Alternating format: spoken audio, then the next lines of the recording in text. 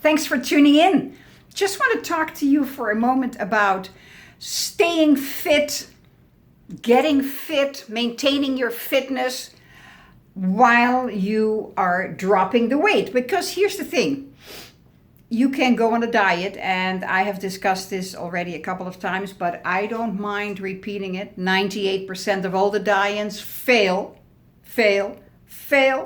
And one of the main reasons is they talk about losing weight. Everything you lose is painful. Losing your car keys, losing a boyfriend, losing a spouse, losing a dog, losing a job. Pain. The word lose always is associated with pain. So we're not talking about weight loss. We're talking about dropping weight, shredding the weight, getting slim, etc., etc., etc. That's the most important thing. And secondly, I would say, probably maybe 1 in 1,000 weight loss programs ever mentions a little bit about is your mindset.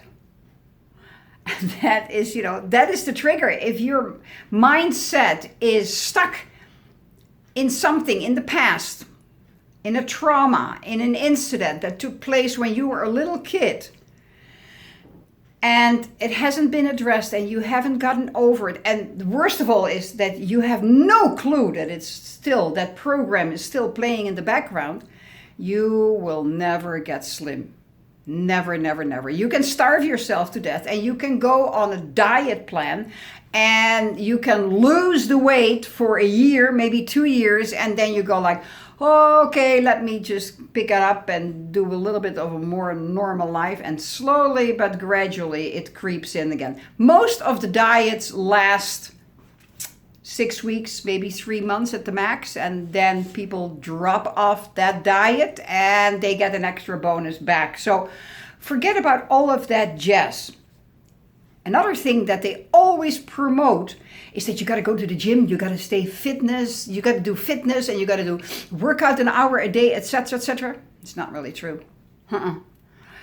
You have to burn a hell of a lot of calories to make it show that you are dropping your weights, you're having smaller sizes of clothes. No, not really. But I am, there's dust in the air. I'm sorry. I am really a proponent from keeping your body in healthy shape, keeping your body flexible. I honestly have to admit to you that when I get out of bed in the morning, I'm still like a little bit, and then I start to do my exercises, like it's like priming the pump, lubricating all the joints and everything, and just getting used to it and that. And after half an hour, I'm in prime condition. But because I have been still in bed for 7-8 hours perhaps, not always, I wish, you have to reactivate the body again. I'm not 21 anymore, so it takes a little bit. It takes a half an hour for me, and then I'm going to walk for half an hour, and I'm just all day long, I'm just absolutely perfect.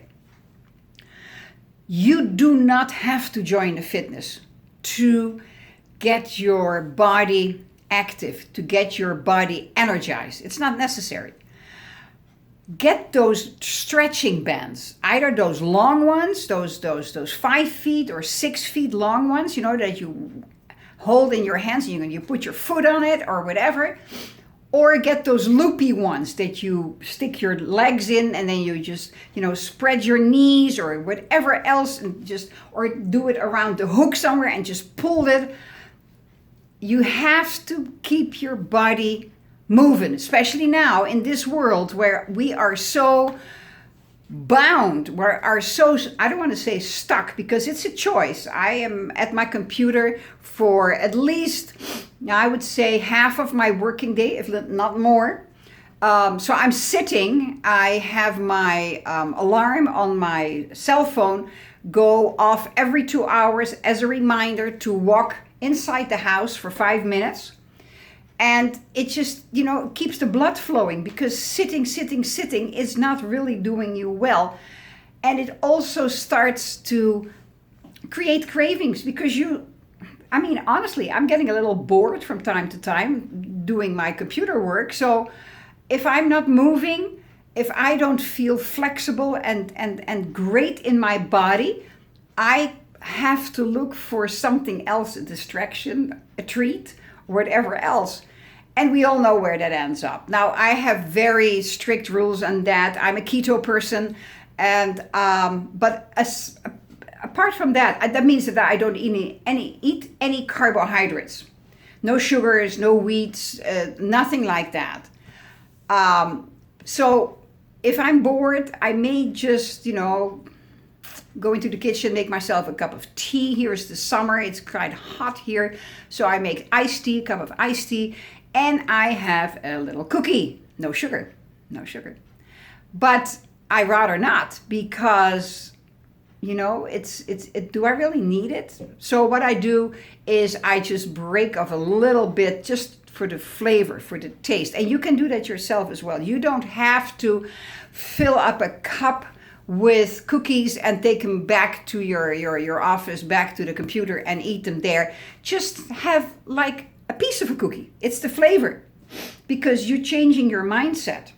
And if you have a hard time with that, I would like to suggest you contact me, and I can probably help you with that. And if you really truly want to drop 10, 50 pounds, 75 pounds, because before you know it, 40 pounds doesn't really show that much on your body, but it's considered obese. 40 pounds is considered obese. Everything up is considered obese. So if you want to drop that weight, go slimmer, slender, and you're stuck in that, just, drop me a line. We can talk, because I know where it comes from. I really know where it comes from. You can say like, oh, you have a magic ball. No, I don't really have a magic ball, but I know the patterns. I know the patterns. As a therapist, as a hypnotherapist, I know where to guide you so that you are discovering when it started, why it started, how to deal with it.